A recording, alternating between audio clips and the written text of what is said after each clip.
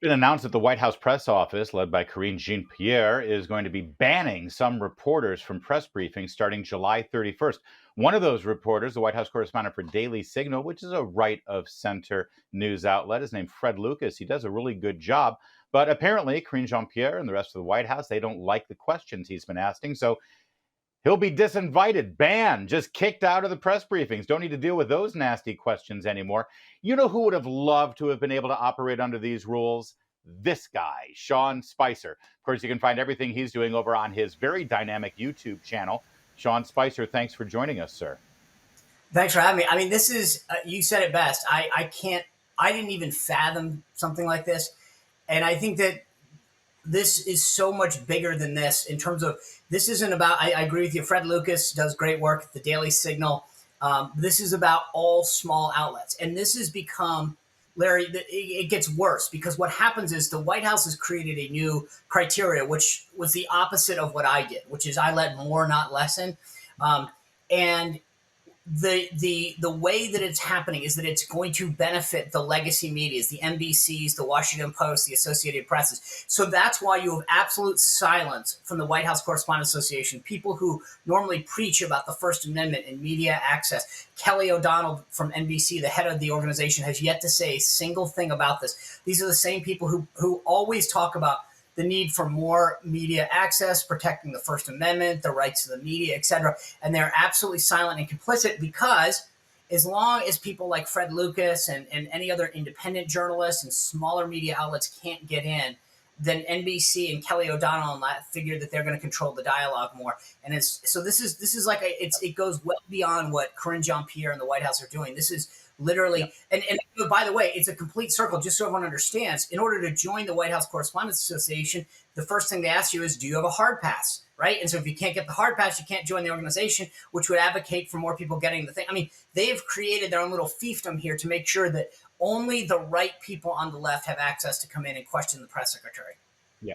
100% right, Sean. And also, it reinforces the idea that the president and the operation at the White House is not the president of the United States, it's the president of Washington, D.C. You did something extraordinary when you were press secretary. You opened up these briefings to reporters outside of Washington, in other cities and other places across the country who had very important local concerns that they would ask questions about that would never occur to anyone in that room. And now, instead of following your lead, they've actually gone in the exact opposite direction.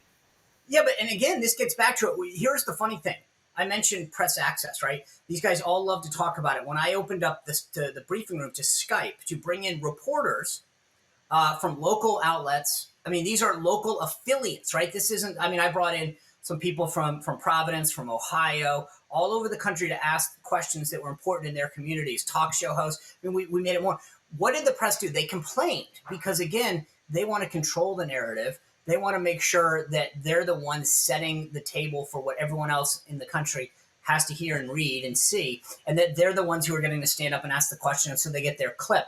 So Yeah. they love to preach about this. And again, this gets back to this idea right now. As the White House clamps down on media access, you're not hearing a peep from the Washington Post or people like Kelly O'Donnell who are supposed to be advocating for this. So and this is why I know this is like a bridge too far, but when I watch all of these people on the right parade off to the White House Correspondents' Dinner and go rub shoulder to all these people, here's my point. You're supporting this. If you're on the right and you want to go off and do this, that the money that they raise and the support and all the attention they get, this is what they do with it. So you are complicit. If you are on the right and you want to go hang out at those dinners, then don't be pretending that you're some kind of solid conservative that's standing up for conservative media. You're not. Yeah, that's a very important point. Also, by the way, Sean, I'd love for you to comment on the fact that this move is happening just as the news cycle finally starts to get overwhelming for this White House with all of the scandals, with the Republicans moving toward impeachment inquiries and undeniable corroboration of evidence from the IRS whistleblowers last week, and more problems for the president's son, Hunter, and the entire Biden family. Now they're actually limiting access. And you're right, reporters are playing along with it. Those two things aren't coincidental. No, but this gets back to the idea is that if you look at something like the Media Research Center, who shows that there's been zero coverage of this on the major networks. So you don't want to be called out. You don't want to be questioned. You don't want a question shouted out by a guy like Fred Lucas from the Daily Signal or a whole host of these other folks, showing that you're not doing your job. So NBC and ABC and CBS can continue not to cover this if they know that no one else is going to ask a question, because then they can say, well, it didn't even come up in the briefing room. Of course it didn't, because no one asked it, because the rest of you are complicit. But like I said, Larry, I get a kick out of the fact that these guys love to wrap themselves around the First Amendment and talk about the media and press access. And they're not. They're a bunch of complicit state TV folks. Yeah, well said. Listen, if I could ask you to comment on something else that I know you're very passionate about, going back to your days at the RNC during 2012 and 2016, when you were responsible for sort of the terms of engagement on the Republican debates. We have our first debate now scheduled for late August. First of all, how do you think the criteria is working out here in terms of the number of donors you need to have, what your standing is in the polls? Do you think that the RNC is approaching this in the right way? Well, first, I've got you mentioned my YouTube channel. I'm going to be out in Milwaukee.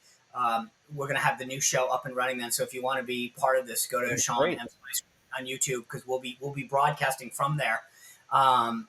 And I think that, like, to answer your question, look, I led this effort in 2015 for the first time ever. No political party had ever controlled their primary debates until I did it in 2015. I think they should have built on the success we made in 2015. I think that they are going in a back direction. But with respect to the criteria alone, 40,000 unique donors, 220 states, I think it's good. Look, you're not going to be president of the United States and you're not going to be our nominee if you can't get people to give you at least $1 within our party. I'm sorry. It's August. It's the end of August, to be honest, because it's August 23rd, the first debate. The Iowa caucuses are January 15th. If you can't get 40,000 people in our country to give you at least $1, you're not going to do it. The polling requirement at 1%, I think it's important as well, because again, if you're not getting 1%, then Right. you're not to win. Okay, but and here's what you asked about the criteria. Where I think the RNC is going to have a problem is that and I've been tweeting about this extensively, they said in their rules, and it's on their website, that you have to have 700 likely Republican primary or caucus goers. Why that matters is that media organizations, the Washington Post, ABC, NBC, whomever, right, when they do a poll, likely voters is much more expensive than all voters, registered voters, citizens. It's what we call a screen. And then to get to likely voters, you usually have to get someone who's voted in 2 of 4 elections. It just costs a lot more. You have to be on the phone a lot more to find those people that are willing to take the poll.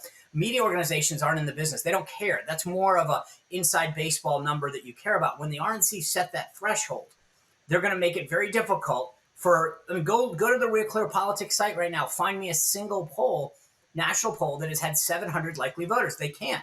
And the RNC is going to have a problem, because as soon as you start changing the criteria, which they're going to do, I've talked to people that are saying that the morning consult poll that came out at the beginning of July, which is 3,000 potential voters, they're Right. counting.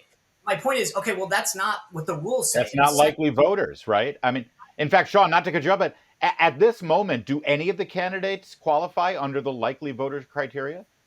No, there hasn't been a single one in the window. The polling window is July 1st to August 21st.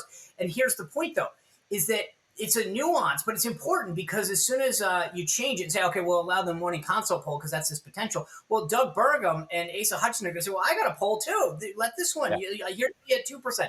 You can't keep changing the criteria and moving the goalpost after you've said it. And I think that that's where the RNC is going to have a problem. And they're just going to hope that nobody says anything. Maybe they get away with it the first debate. I don't think so going forward. Real fast, only got a minute left. Your former boss, President Trump, he's suggesting that he might not participate in this first couple of debates. What do you think of that? Right. You think that's a good idea? Absolutely. What a waste of his time.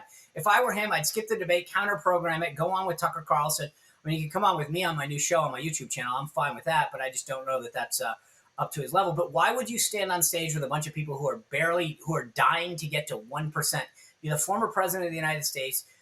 You led the party through 2 cycles. Why would you sit on stage so that a bunch of ankle biters could throw swords? So you join them when they're at 15%. Yeah. But you don't need to get on there and introduce yourself like, hi, I'm Donald Trump. I'm a Libra. I like walks on the beach. They know who you are. You're not in the same category as Doug Burgum and Asa Hutchinson. I'm sorry. This would be an absolute time. And I guarantee you, if he does Tucker Carlson on Twitter or something, he'll get more viewers than they will. You got to leave it there. Sean Spicer knows what he's talking about. That's why you need to subscribe to his YouTube channel. Can't wait to see that new show, Sean Spicer on YouTube. Thanks, sure. There's more to come on O'Connor Tonight.